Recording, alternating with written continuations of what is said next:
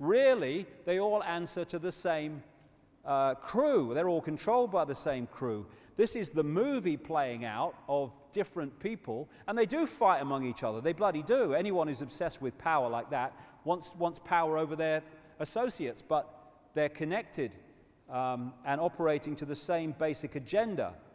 And if they do get out of hand, well, someone much more powerful knocks their heads together. So like I say, these entities, they can't absorb any energy. They have to absorb energy that is within the frequency range that they're operating on. And they're operating on such a low band of reality and vibration that they can only absorb low vibrational energy, which we give them through low vibrational emotional output, hate, fear, stress, all these things. And there's a guy in Japan, Mr. Emoto, I spent a long weekend with last year, talked to him about all this stuff, and saw him again recently. He's the man that developed this process of freezing water and then photographing the water crystals, which appear for a short time. And so by making different words and vibrational frequencies, by connecting it to the water, like putting words of hate or love on the side of the tank, then freezing it and then photographing it, he's been able to see the different effects of these different emotions upon reality. And this is a water crystal that was from a tank that had the words of love and appreciation on it. This is one that had the words hate all over it. It's a very different energetic structure. And it's this one that these entities want to absorb, therefore what they want us to produce. This again is the love and appreciation. This is a water crystal that had where the tank of water or the receptacle of water had a mobile phone tied to it. So what they want to do, and what they've been doing for centuries, is turning humanity into a war on itself to produce the stress, the hatred, the anger, all these emotions, which then feed into this interspace plane. And of course, a war, like the two wars of the 20th century, my God, the energy of that kind that was produced then. I also almost fell off my seat when I watched this Disney movie called Monsters, Inc. Disney being one of these Illuminati corporations, as so many of the others are, most of them are anyway, perhaps all, could be, probably is. And if you haven't seen Monsters, Inc., the story was that in the monster world, as they called it, they had no energy source.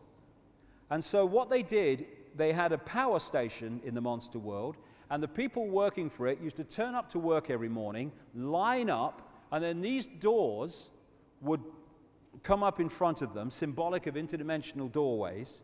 And then when the hooter went off or whatever, they walked through that doorway and they walked into a child's bedroom in the human world. They went into another dimension. And the monster's job was to frighten the child. When the child screamed, to catch the scream, the fear, in a tube thing, and come back into the monster world to then power that, because it had no energy source. And I thought, sod in hell, I've heard that somewhere before. And of course, in the Matrix movies, the theme was of the machines, the controllers, feeding off human energy. And in the words of the Morpheus character, they have turned human beings into one of these.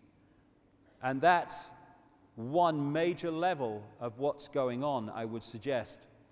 Another point that people say to me is, understandably, is when they're looking at it from a 5 sense level, is why would these people all the way through history, Why would they try to manipulate an agenda for the control of the world sometime in the distant future when they wouldn't be here to see it? Well, that's not the way it works. That's just the way it seems to work when you think this world is quote, real and solid and has a time. If you take this to be the human world and this to be the line of history, we have a version of time which is just manufactured, which appears to give a sequence of events and all the rest of it. Within the interspace plane, they have movable time. They can move up and down this timeline. So they can come in here and they can control someone from the 16th century or the 15th century. They come in here, they're controlling people from what we call the 20th century, because the time is an illusion. So it's been the same entities that have been moving through what we perceive as time all the way through history. And of course, when you get across here, there's no time. And that's why that near-death experiencer said, there is no time, there is no sequence of events, no such thing as limitation of distance, of period of time, of place. I could be anywhere I wanted to be simultaneously. So can these to a large extent, and therefore they're moving in and out of this timeline. To achieve this, they want puppet people. And to do that, they have to control the coordinates that people have in terms of their perception of reality. And that's what they've done. And they've confused people into being confused, which is the state they want them to be in. And we look at the world and we think it's so complicated and complex and all the rest of it, but there is a very simple structure behind it. Because of what's been going on with the research into this conspiracy, and indeed our own bloody eyes now, when we look on the news and we see the world the way it is with the centralization of power, it's very difficult now to deny that a few people control the many. It was possible for a while maybe, but not anymore.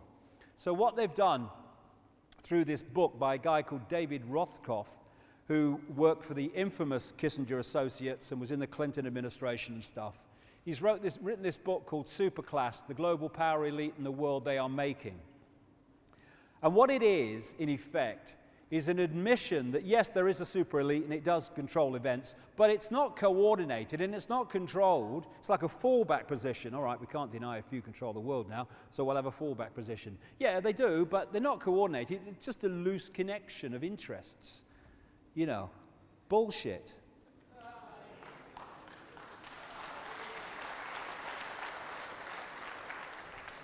In fact, it's coldly calculated and it's very, very simply constructed. And I want to go through a few coordinates now of how this group, this hybrid bloodline, with the goals that I've described, how it's structured society to bring about its ends. First of all, how can a few control the world? Well, pyramid power, in more ways than one. But this sort of pyramid I'm talking about now. Most organizations today, in fact, nearly virtually all of them, are structured as pyramids. You've got the few at the top. They're the people that know the real game, what the organization's there for, its real agenda, what it's really trying to achieve. As you come down through the organization, you're meeting more and more and more people in the organization, but every time you drop a step, they know less and less and less about what the organization's really about. They only know their contribution.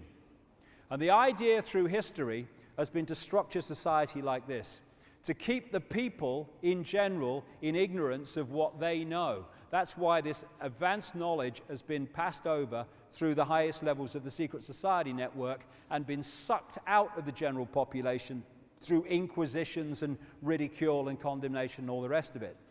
But every organization is structured like that. So the vast majority of people who are daily making a contribution to creating this Orwellian state have no idea they're doing so, or at least no idea what the end goal is and who's really behind it. This is Albert Pike, a Freemasonic god in America, and from the last century, or the 1800s actually. We're 21st century now, aren't we? What day is it? What planet am I on? And he wrote this: fictions are necessary to the people, and the truth becomes deadly to those who are not strong enough to contemplate it in all its brilliance. In fact, what can there be in common between the vile multitude, that's us, and sublime wisdom. The truth must be kept secret, and the masses need a teaching proportioned to their imperfect reason. So, what they're doing is that ancient knowledge, that ancient advanced knowledge I talked about, they have sucked it out as much as they can out of circulation through inquisitions and all this stuff, but they've passed it on and more across the secret society network. So at that level, not Joe Bloggs, the Freemason, goes down the lodge, they do a nice dinner, not that. Right up the top, they're working on a knowledge of reality that I talked about earlier, and they're using it to manipulate the masses, who they keep from that knowledge. And pyramid power works like this too. We think presidents and prime ministers and stuff are at the top of the decision-making process. They're not.